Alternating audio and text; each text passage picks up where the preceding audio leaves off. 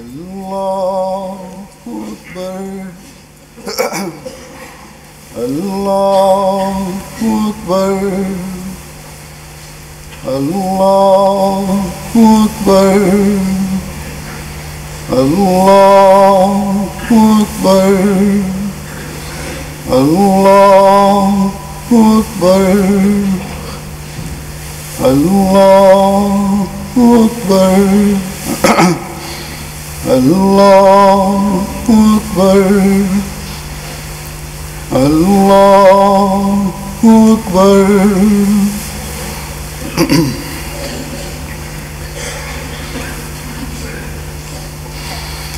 الحمد لله رب العالمين الرحمن الرحيم مالك يوم الدين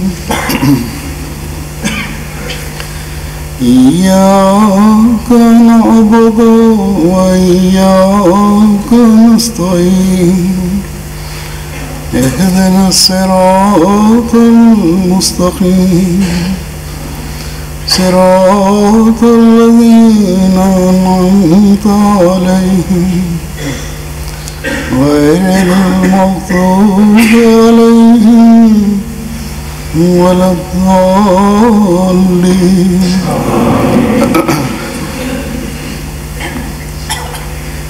سبح اسم ربك الأعلى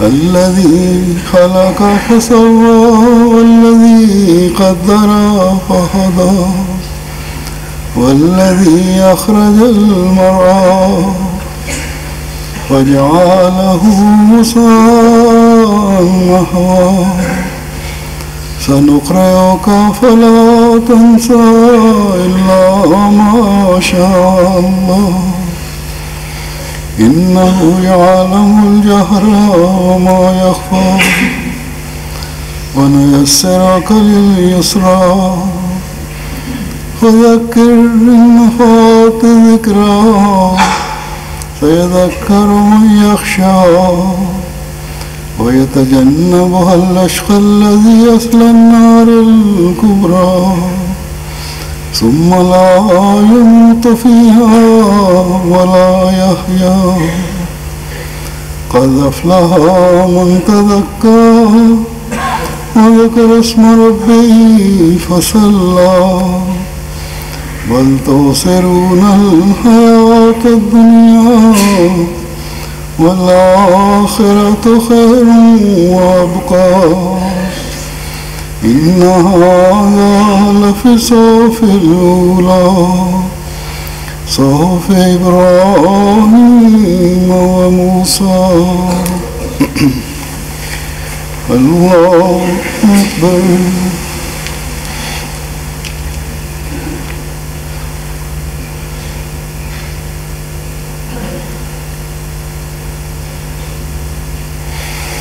سمع الله لمن حمده.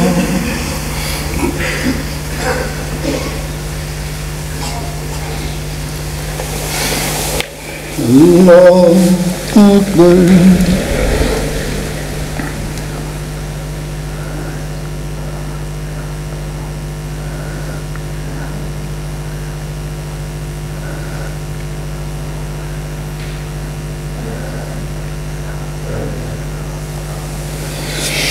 الله أكبر.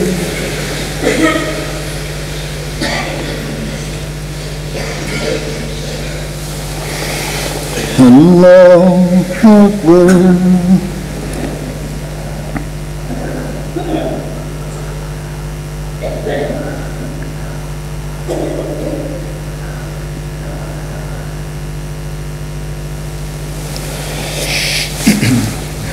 الله أكبر.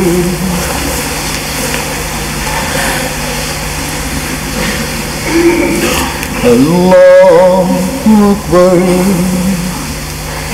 الله أكبر. الله أكبر. الله أكبر الله أكبر الحمد لله رب العالمين الرحمن الرحيم مالك يوم الدين إياك نعبد وإياك نستعين اهدنا الصراط المستقيم صراط الذين أنعمت عليهم غير المغضوب عليهم ولا الضالين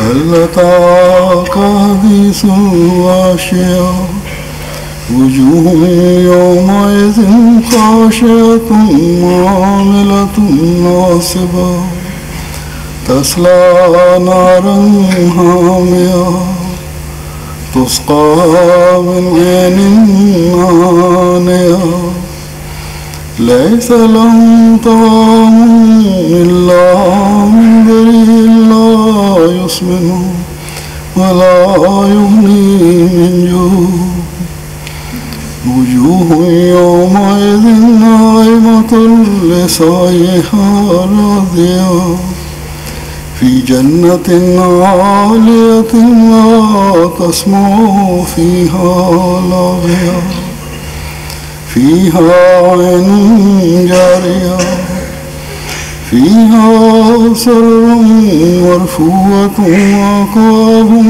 موضوعة ونمارق مصفوفة وزرابي مبثوثة أفلا ينظرون إلى الإبل كيف خلقت وإلى السماء كيف رفعت وإلى الجبال كيف نصبت وإلى الأرض كيف سطحت فذكر إنما أنت مذكر لست عليهم بمسيطر إلا من تولى وكفر فيعذبه الله العذاب الأكبر إن إلينا إيابهم ثم إن علينا حسابهم الله أكبر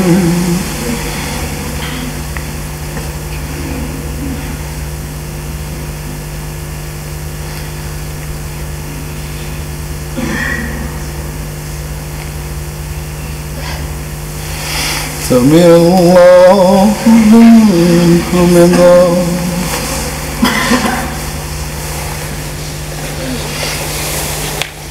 الله أكبر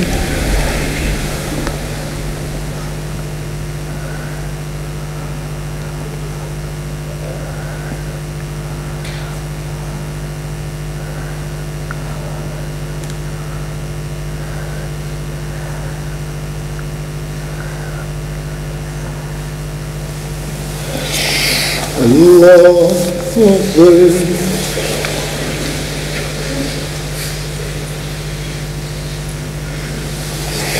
الله أكبر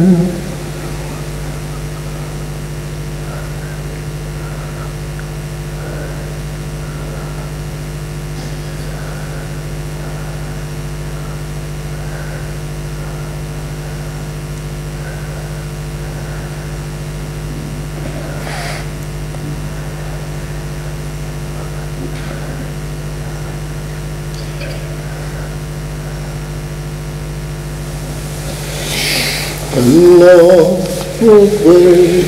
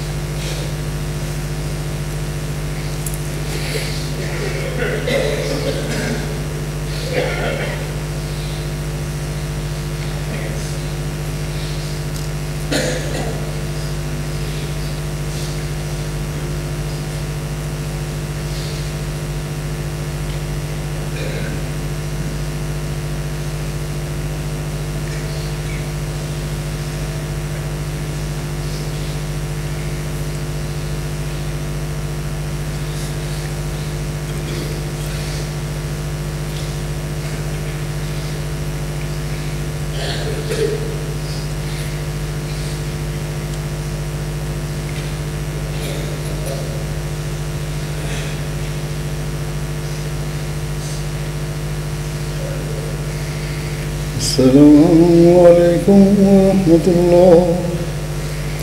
السلام علیکم ورحمۃ اللہ. اللہ اکبر اللہ اکبر لا الہ الا اللہ اللہ اکبر لا الہ الا اللہ اللہ اکبر لا الہ الا اللہ.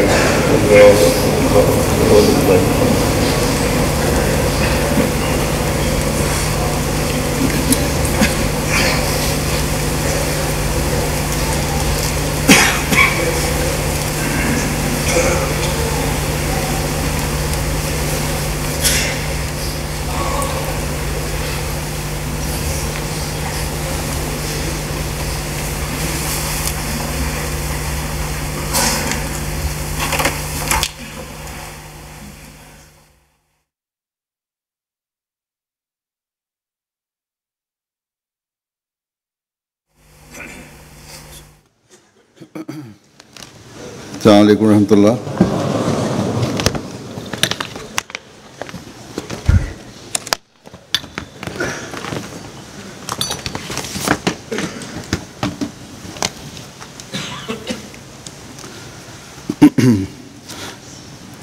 اشہد ان لا الہ الا اللہ وحدہ لا شریک لہ وأشهد أن محمدًا عبده ورسوله.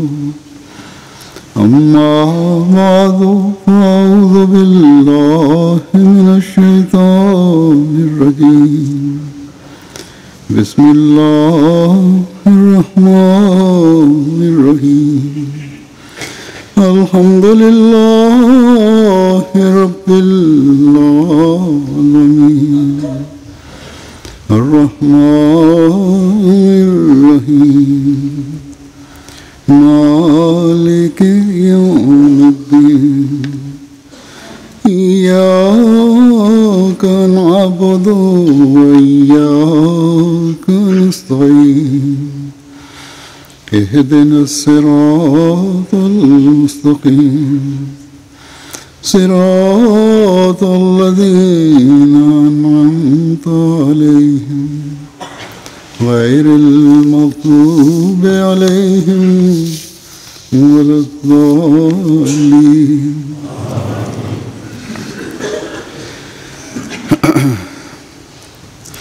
آج بھی میں اس سے ملتا جلتا ہی مضمون بیان کروں گا جو کل خطبے میں بیان کیا تھا، یا اس کے ایک حصے کے بارے میں،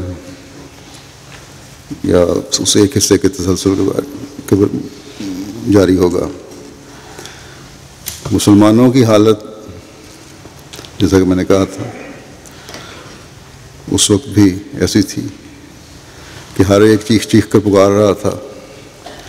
یہ اعلان کر رہی تھی ان کی یہ حالت کہ کوئی آئے اور ان کا پکار بلند کرے، کوئی آئے اور ان میں پیار و محبت پیدا کرے، کوئی آئے اور ان کے دلوں میں انسانی قدروں کا احساس دلائے، کوئی آئے اور ان کی کھوئی ہوئی ساکھ کو دوبارہ قائم کرے، کوئی آئے اور ان کو امت واحدہ بنائے، اور کوئی آئے اور توحید کو حقیقی رنگ میں دنیا میں قائم فرمائے. کل میں نے حالی کی مسدس کے ایک بند کا ایک شعر پڑھا تھا. آج اس بند کے پہلے دو شعر بھی سنا دیتا ہوں جو انہوں نے اس وقت مسلمانوں کی حالت کا کھینچا نقشہ. کہتے ہیں نہ ثروت رہی ان کی قائم نہ عزت، گئے چھوڑ ساتھ ان کا اقبال و دولت، ہوئے علم و فن ان سے ایک ایک رخصت، مٹی خوبیاں ساری نوبت بہ نوبت. بس یہ حالت تھی. جوں یہ مسدس جو ہے آپ کو پڑھتے جائیں، ہر شعر ہر بند نہ صرف اس زمانے کا نقشہ کھینچ رہا ہے بلکہ موجودہ زمانے کی حالت زار کا بھی نقشہ کھینچ رہا ہے. آج بھی ہر مسلمان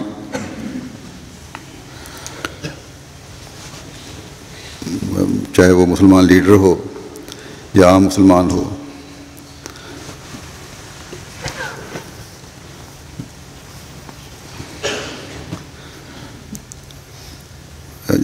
ہر ایک جو ہے اب اس کوشش میں ہے کہ اس کو کس طرح زیادہ سے زیادہ ذاتی مفاد حاصل ہو۔ اب پہلے تو صرف لیڈر ہی، سیاستدان ہی یہ مفادات حاصل کرنے کی کوشش کرتے تھے، حکومتوں پر قبضے کر رہے تھے۔ اب حکومت کے لالچ میں مذہب کے نام پر علماء نے بھی اپنے گروہ اور پارٹیاں بنا لی ہیں۔ پہلے فرقہ واریت کی بنیاد پر ایک دوسرے کی گردنیں کاٹتے تھے یہ لوگ، یہ علماء۔ اب اس کے ساتھ ساتھ سیاسی پارٹیوں اور نام نہاد جہادی تنظیموں کے نام پر بھی کلمہ گو کی گردنیں مار رہا ہے۔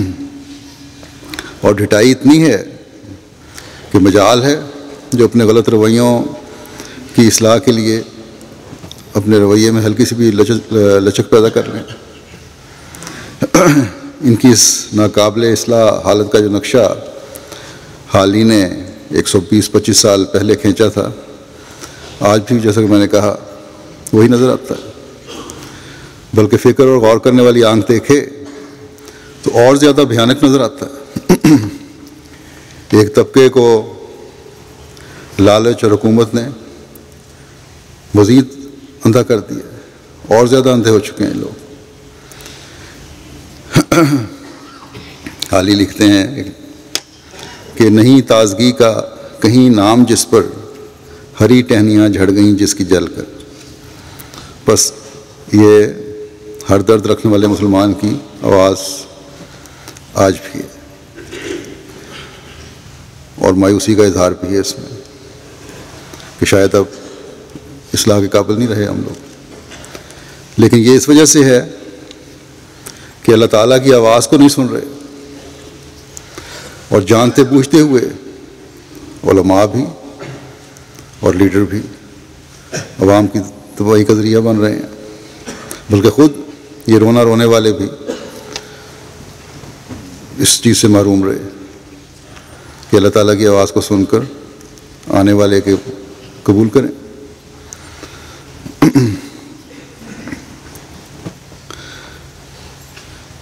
عوام جو ہیں ان لوگوں کی باتوں کو سنتے ہیں، جو غلط باتیں، لیکن جو اللہ تعالیٰ کی طرف سے منادی آیا ہے اس کی آواز پر کان نہیں دھر رہے۔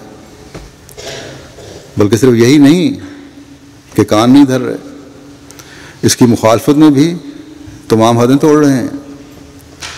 تمام جائز اور ناجائز کام احمدیوں کو نقصان پہنچانے کے لیے کرنے کو تیار ہیں اور کرتے ہیں۔ کاروباری لوگ ہیں تو احمدیوں کی رقمیں دبائی ہوئی ہیں، ان کو دینے سے انکاری ہیں۔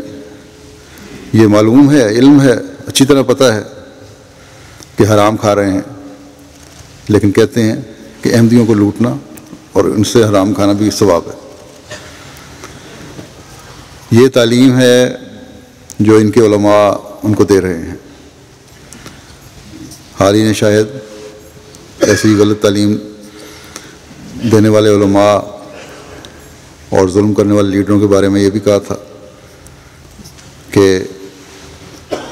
ہوئے رخ جن کے جلانے کے قابل، یعنی جن کے درخت جلانے کے قابل ہو گئے، وہ درخت جو شجر سایہ دار بنتے ہیں، وہ علماء جو دین سکھانے والے ہیں، وہ لیڈر جو قوم کا درد رکھنے والے ہیں، ان کے اپنے ذاتی مفادات اتنے ہو گئے ہیں کہ وہ اس قابل ہی نہیں رہے کہ ان سے کوئی امید رکھی جائے۔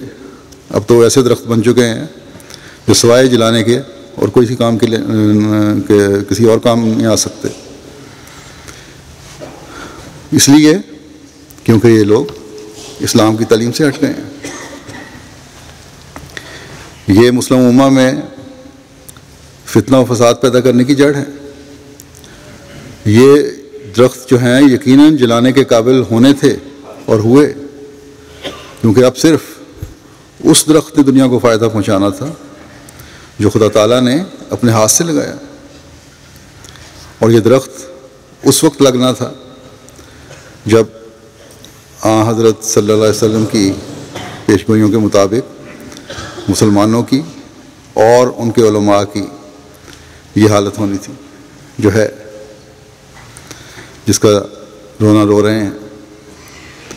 احادیث میں آتا ہے، حضرت صلی اللہ علیہ وسلم نے فرمایا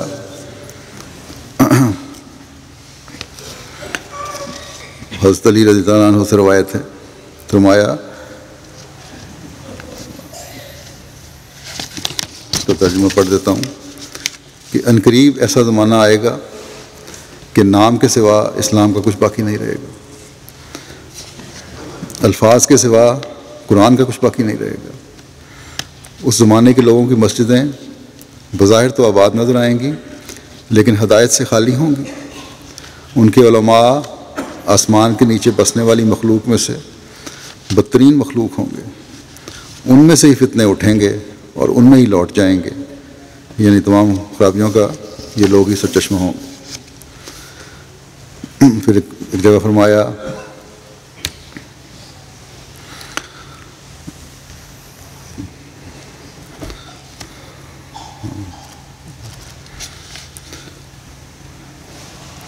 کہ میری امت پر ایک زمانہ اضطراب اور انتشار کا آئے گا۔ کنز المال کی حدیث ہے یہ۔ لوگ اپنے علماء کے پاس رہنمائی کی امید سے جائیں گے تو وہ انہیں بندروں اور سوروں کی طرح پائیں گے، یعنی علماء کا دین، اپنا دین بھی اور کردار بھی خراب ہو چکا ہوگا اور قابل شرم ہوگا۔ پھر حضرت ثعلبہ بحرانی بیان کرتے ہیں کہ رسول اللہ صلی اللہ علیہ وسلم نے فرمایا، عنقریب دنیا سے علم چھین لیا جائے گا، یہاں تک کہ علم و ہدایت اور عقل و فہم کی کوئی بات انہیں سجھائی نہ دے گی۔ صحابہ نے عرض کیا کہ یا رسول اللہ صلی اللہ علیہ وسلم، علم کس طرح ختم ہو جائے گا جب کہ اللہ تعالیٰ کی کتاب ہم میں موجود ہے اور ہم اسے آگے اپنی اولادوں کو پڑھائیں گے؟ اس پر حضور صلی اللہ علیہ وسلم نے فرمایا، کیا تورات اور انجیل یہودیوں اور عیسائیوں کے پاس موجود نہیں ہیں، لیکن وہ انہیں کیا فائدہ پہنچا رہے ہیں، یعنی عمل نہیں رہے گا۔ اور پھر جب غلط قسم کی تفسیریں آئیں گی تو قرآن کی اصل تعلیم کو ہی بالکل توڑ مڑوڑ کر رکھ دیں گے۔ پھر حضرت عبداللہ بن عمر بن عاص بیان کرتے ہیں کہ میں نے رسول اللہ صلی اللہ علیہ وسلم کو یہ فرماتے ہوئے سنا کہ اللہ تعالیٰ علم کو لوگوں سے یکدم نہیں چھینے گا بلکہ عالموں کی وفات کے ذریعے ختم ہوگا۔ جب کوئی عالم نہیں رہے گا تو لوگ انتہائی جاہل اشخاص کو اپنا سردار بنا لیں گے اور ان سے جا کر مسائل پوچھیں گے اور وہ بغیر علم کے فتویٰ دیں گے، بس وہ خود بھی گمراہ ہوں گے اور لوگوں کو بھی گمراہ کریں گے۔ آج کل آپ ٹی وی چینل دیکھ لیں، عجیب مذہب خیز قسم کے پروگرام آ رہے ہوتے ہیں۔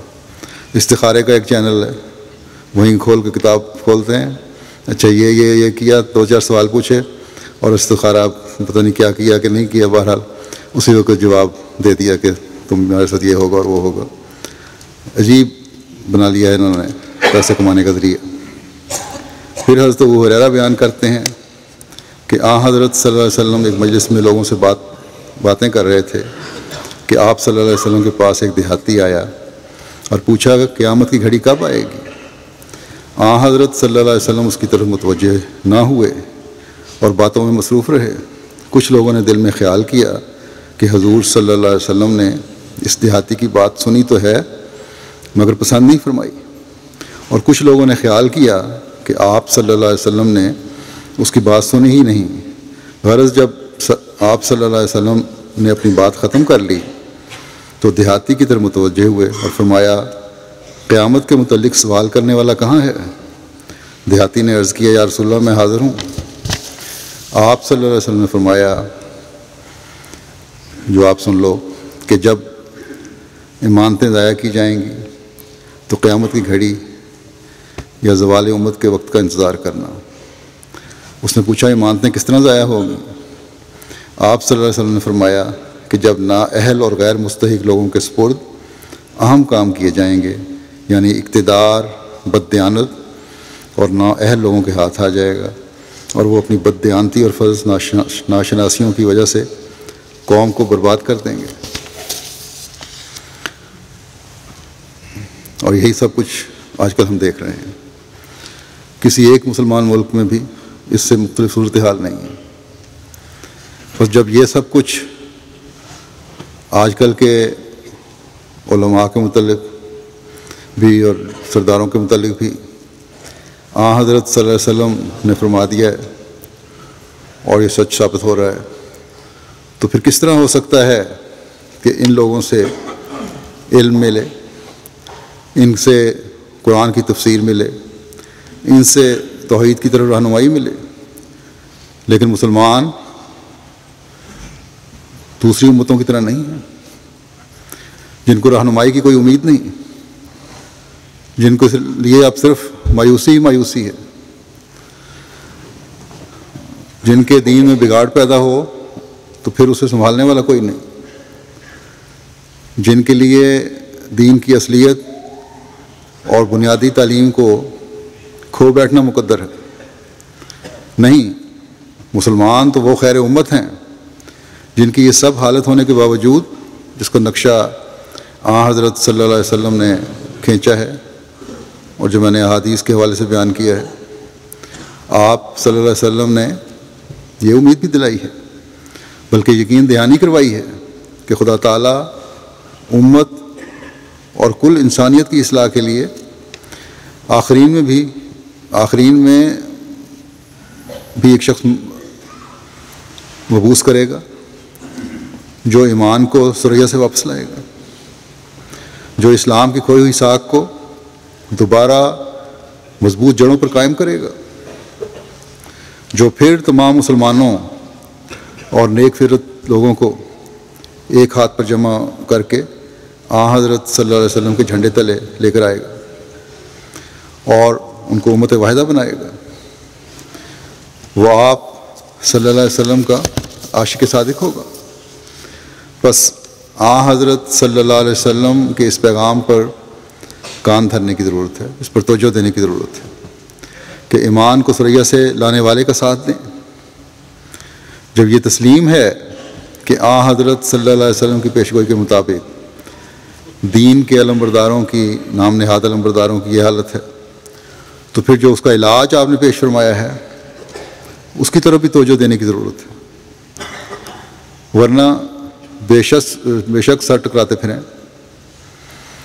اس آنے والے کے علاوہ کوئی نہیں آئے گا جو اسلام کی نشت ثانیہ کا آغاز کرے، یا کہہ لیں کہ جس سے اسلام کی نشت ثانیہ وابستہ ہے۔ کہنے کو تو ہم کہتے ہیں کہ دنیا میں اسلامی حکومتیں قائم ہیں، آج کل تقریباً آدھی دنیا میں مسلمان حکومتیں، مسلمان ممالک کو اکٹھا رکھنے کے لیے مسلمان ممالک کی ایک تنظیم بھی قائم ہے، لیکن کیا اثر اس تنظیم کا اسلامی دنیا پر ہے؟ کیا کوئی اثر نظر آتا ہے؟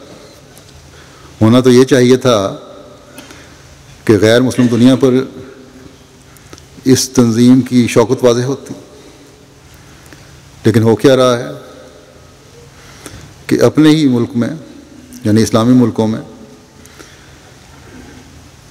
ان کے کہنے سننے میں کوئی نہیں ہے۔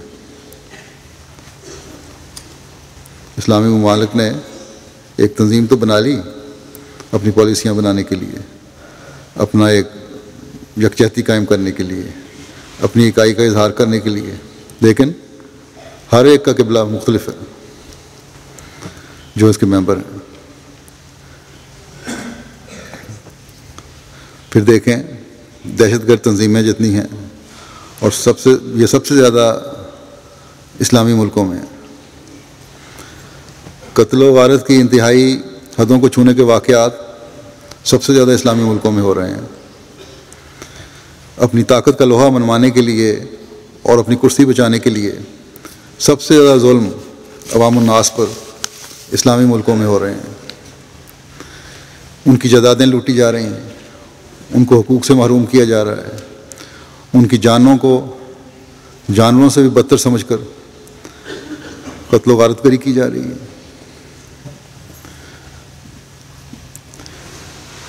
بعض تو یہ سب کچھ اقتدار کی ہوس کے لیے کر رہے ہیں، لیکن اس سے بھی بڑھ کر بدقسمتی یہ ہے کہ یہ سب ظلم خدا کے نام پر بھی روا رکھے جا رہے ہیں،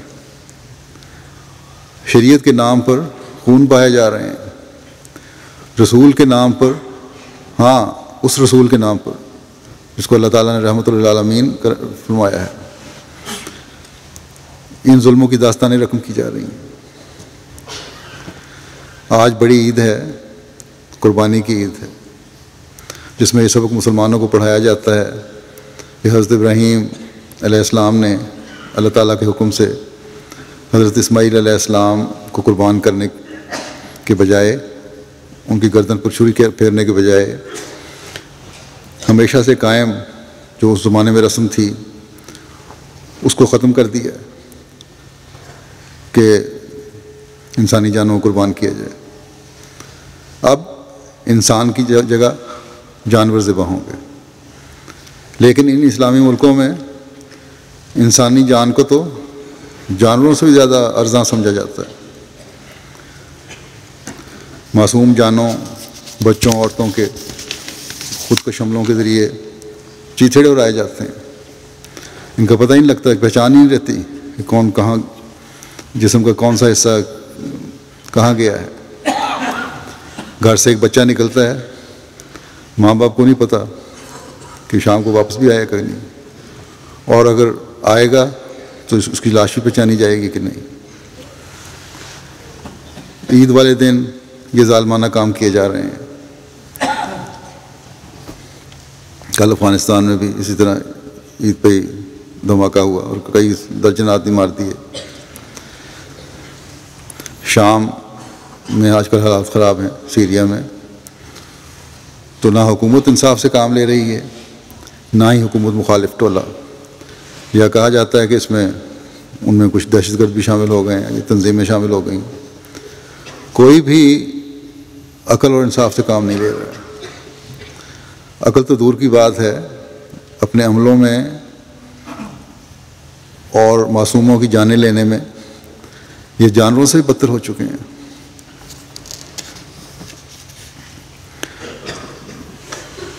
یہ حال کسی ایک ملک کا نہیں ہے، جیسا کہ میں نے کہا ہر جگہ یہ حال ہے۔ پاکستان میں ہر روز درجنوں جانیں ضائع ہوتی ہیں، افغانستان میں درجنوں جانیں ضائع ہوتی ہیں، باقی بعض اور افریقن ملکوں میں یہی حال ہے، عرب ملکوں میں یہ حال ہے، اور شریعت اور مذہب کے نام پر یہ سب کچھ ہو رہا ہے۔ غیروں کو شریعت پر استہزاء کرنے اور اعتراض کرنے کا موقع دیا جا رہا ہے۔ گزشتہ دنوں ایک 14-15 سال کی لڑکی ملالہ کے واقعے نے دنیا کو توجہ اپنی طرف کھینچی ہوئی ہے دنیا کی، اور اسلام کے مخالفین کو استہزاء اور اعتراض کا موقع دیا گیا، اس لیے اس کو سزا دی گئی، اس کو گولی مار کے قتل کرنے کی کوشش کی گئی کہ وہ بعض تنظیموں کے بارے میں حقائق لکھا کرتی تھی، اور یہ مارنے والے کہتے ہیں کہ قرآن کی روح سے اسے قتل کرنا جائز ہے، کیونکہ قرآن میں ایک لڑکے کا واقعہ آتا ہے کہ اس نے بڑے ہو کر کیونکہ باغی بننا تھا اس لیے اسے قتل کر دیا نبی نے۔ سورہ کاف کے واقعے کی طرف اشارہ کرتے ہیں شاید یہ لوگ۔ حقیقی علم تو ان کو ہے نہیں، اور جس مسیح موعود نے حقیقی علم دینا تھا اس کو ماننے کو تیار نہیں،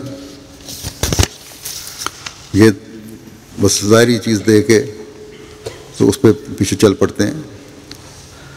وہ تو قتل تو اب غیر اخلاقی تعلیمات کا قتل تھا، اپنی اصلاح کرنا تھا، نفس کرنا تھا، کو نفس کی اصلاح کرنا تھا۔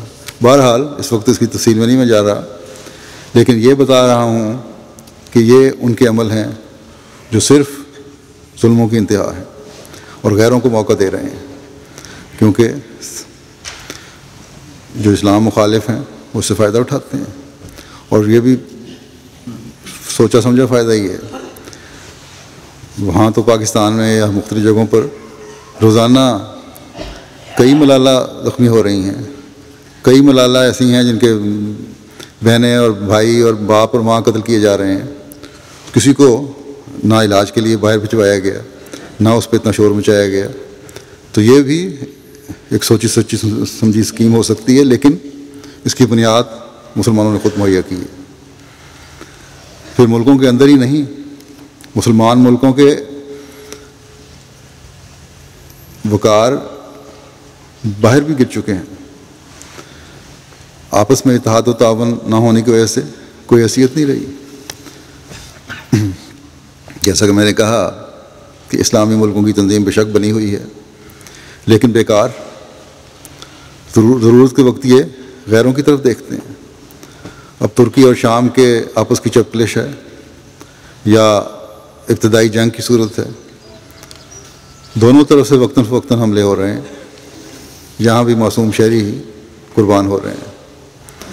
لیکن بہرحال جو بات میں کہنی چاہتا ہوں وہ یہ کہ یہاں کے ایک تبصرہ نگار نے لکھا، یعنی مغربی ممالک میں سے کسی نے، کہ ترکی امریکہ کے کہنے پر ہی حملے کرتا ہے، اور ہر حملہ اور ہر عمل سے پہلے امریکہ سے ہدایت لی جاتی ہے۔ تو یہ تو اسلامی حکومتوں کا حال ہے۔ کہاں تک یہ بات سچ ہے کہ امریکہ سے پوچھا جاتا ہے، یہ خدا بہتر جانتا ہے۔ لیکن ان ملکوں کے تبصرہ نگاروں کو ضرورت اس لیے ہو رہی ہے کہ ان کو پتہ ہے کہ اسلامی ممالک کی اپنی کوئی طاقت نہیں ہے، اور یہ مغرب کی طرف ہی دیکھتے ہیں۔ یہ سب اس لیے ہے کہ جس توحید کو لے کر حضرت صلی اللہ علیہ وسلم آئے تھے اسے یہ دور ہٹ گئے ہیں۔ لا الہ الا اللہ بے شک زبانوں پر ہے، لیکن دل اس سے خالی ہے۔ وہ عظیم رسول صلی اللہ علیہ وسلم جس نے خانہ کعبہ کو بتوں سے خالی کروایا تھا، آج اقتدار اور ہوس نے دلوں میں ان بتوں کو رکھا ہوا ہے۔ تو پھر یہ لوگ توحید کو قائم کس طرح کر سکتے ہیں؟ ظاہر کے حج ہیں، لیکن دل شاید کسی اور کعبے کا طواف کر رہے ہیں، ان میں سے اکثریت کے۔ روایات میں یہ واقعہ آتا ہے کہ صرف ایک آدمی کا حج قبول ہوا، اور وہ بھی وہ تھا جو حج پر نہیں آیا تھا۔ تو یہ مثالیں پرانی نہیں ہیں، آج پہلے سے بڑھ کر یہ مثالیں ہو رہی ہیں جب صرف دکھاوے کے حج کیے جاتے ہیں۔ یہ اللہ تعالیٰ بہتر جانتا ہے کس کا حج قبول کر رہا ہے کس کا نہیں۔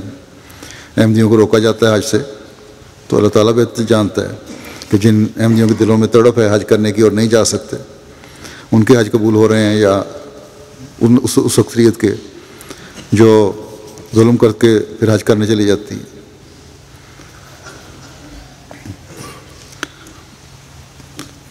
توحید کی حقیقت اور اصلیت کو یہ لوگ بھول چکے ہیں۔ حضرت ابراہیم علیہ السلام نے اور حضرت اسماعیل علیہ السلام نے تو توحید کے قیام کے لیے خانہ کعبہ کی بنیادیں استوار کی تھیں، اور پھر ایک عظیم نبی کے مبعوث ہونے کی دعا کی تھی جو دنیا کو توحید کا پیغام دے، خدائے واحد کے آگے جھکنے والا بنائے۔ لیکن بدقسمتی سے مسلمانوں کی اکثریت کی یہ حالت ہے کہ ظاہر میں تو توحید کا اعلان ہے، لیکن سینکڑوں قسم کے شرک میں مبتلا ہے۔ اور اس شرک کو ختم کرنے کے لیے پھر حضرت صلی اللہ علیہ وسلم نے بھی توحید کو قائم کرنے والے مسیح و مہدی کی پیشگوئی فرمائی تھی، جس نے دوبارہ دنیا میں ایمان قائم کرنا تھا، جس نے دلوں کے بتوں کو بھی توڑ کر توحید کو قائم کرنا تھا، اور ظاہری بتوں کو، جس کے قائم کرنے کے لیے حضرت صلی اللہ علیہ وسلم تشریف لائے تھے۔ یہی مقصد تھا نا آپ کا توحید و قیام، اور یہی مقصد حضرت مسیح علیہ السلام کی بعثت کا ہے۔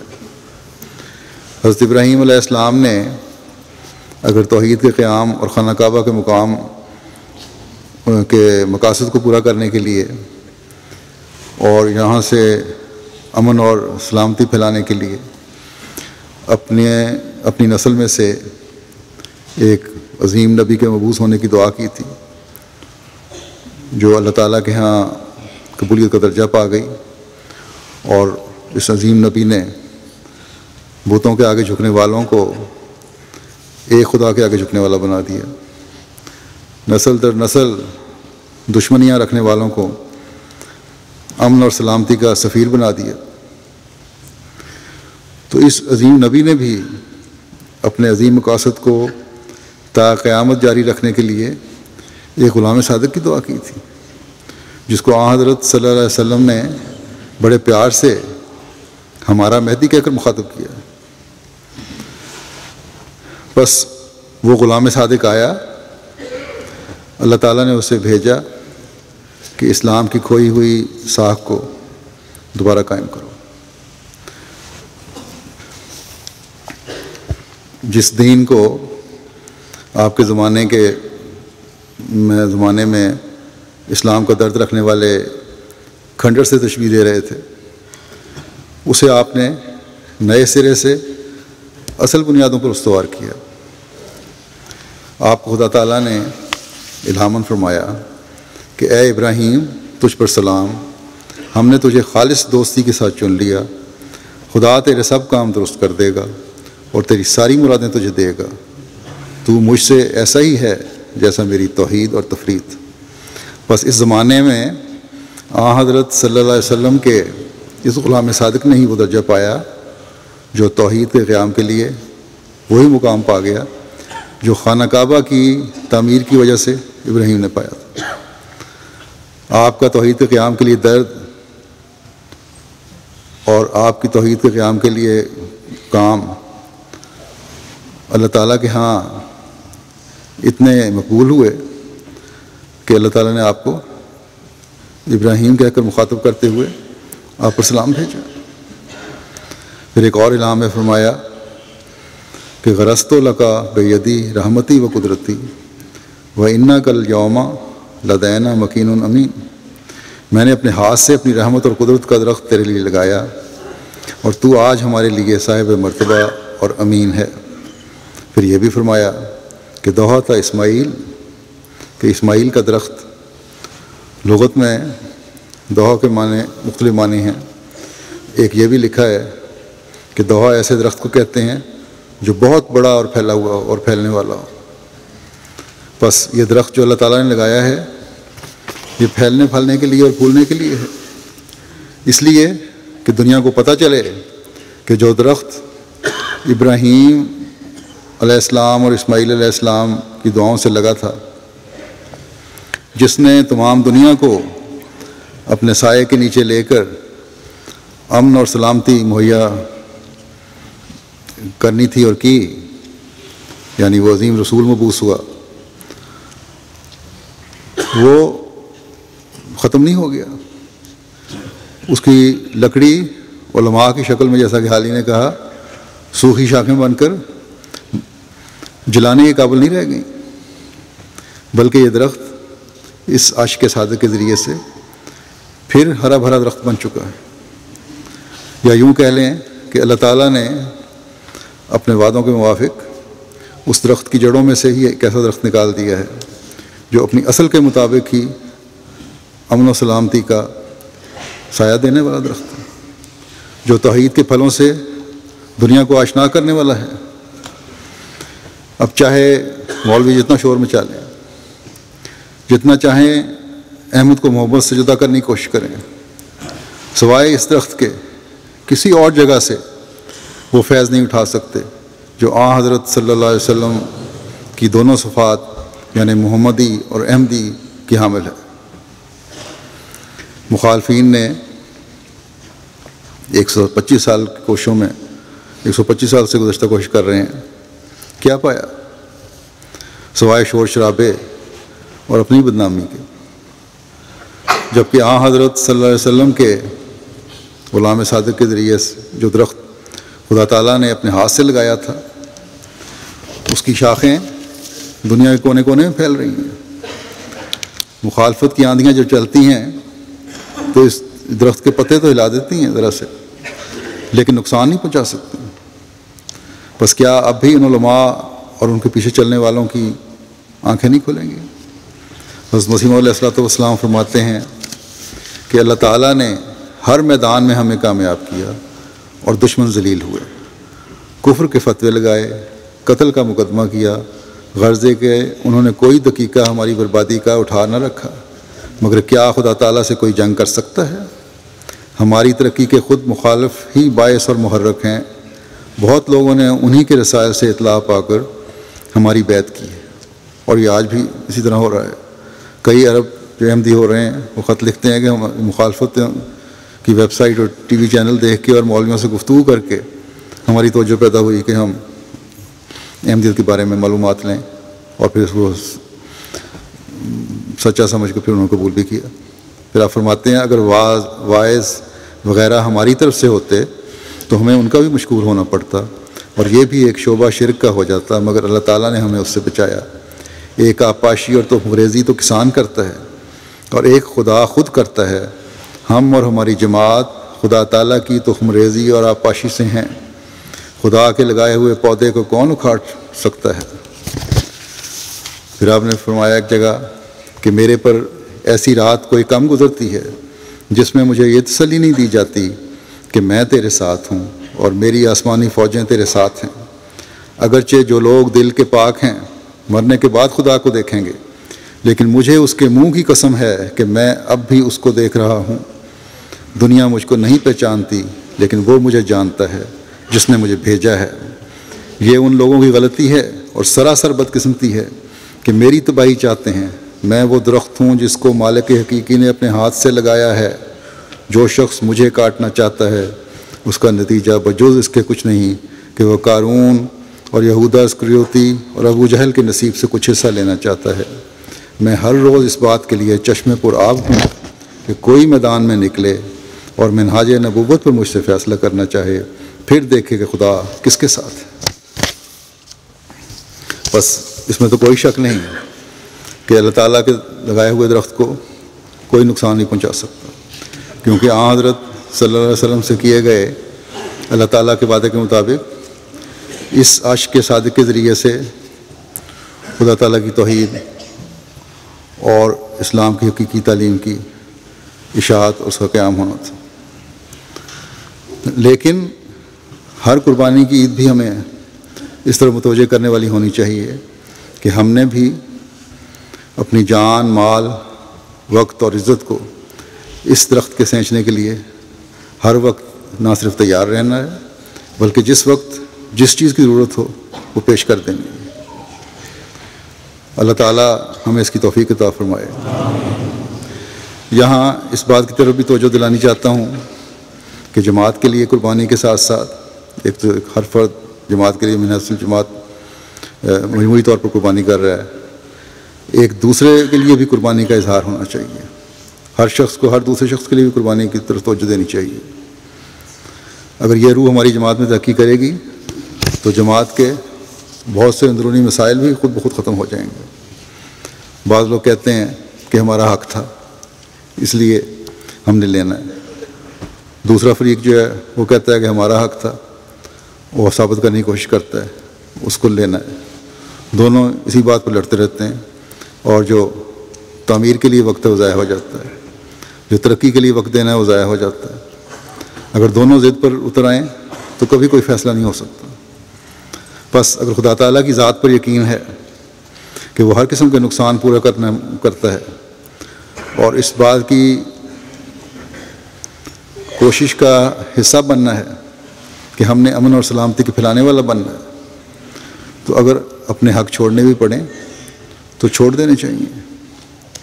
جب یہ سوچ پیدا ہوگی پھر دیکھیں کہ ہمارے معاشرے میں ہماری جماعت کے افراد کے اخلاق میں مزید خوبصورتی اور نکھار پیدا ہوگا. اللہ تعالیٰ ہمیں اس بات کو سمجھنے کی بھی توفیق عطا فرمائے، اور ہر سطح پر ہم قربانی دینے والے ہوں. صرف عید کی قربانی سے، ایک بکروں کی قربانی کا یا 4000 سال پہلے ہی قربانی کا سبق نہ لیں، بلکہ اس قربانی کو آج بھی ہر سطح پر جاری رکھنے کی کوشش کریں۔ اللہ تعالیٰ کی توفیق عطا فرمائے۔ اب اس کے بعد دعا ہوگی خطبہ ثانیہ کے بعد، اور دعاؤں میں شہداء کے خاندانوں کو یاد رکھیں جنہوں نے اس درخت کی آبیاری کے لیے اپنے خون بہائے ہیں، اپنی خون کی قربانیاں دی ہیں۔ اسیران کو یاد رکھیں، وہ بھی کافی عرصے سے تکلیفوں میں گزار رہے ہیں، سعودی عرب میں بھی ہیں، پاکستان میں بھی ہیں۔ مالی قربانیاں کرنے والوں کو بھی یاد رکھیں، واقفین زندگی کے لیے کو بھی یاد رکھیں، وہ بھی مختلف جگہوں پر قربانیاں دے رہے ہیں۔ ہر بیمار اور ضرورت مند کو بھی یاد رکھیں۔ مسلم امہ کے لیے بھی دعا کریں، اللہ تعالیٰ ان کو ان حالات سے باہر نکالے اور عقل اور سمجھ عطا فرمائے۔ اور اسی طرح انسانیت کے لیے دعا کریں، اللہ تعالیٰ انسانیت کو تباہی کے گڑھے میں گرنے سے بچائے۔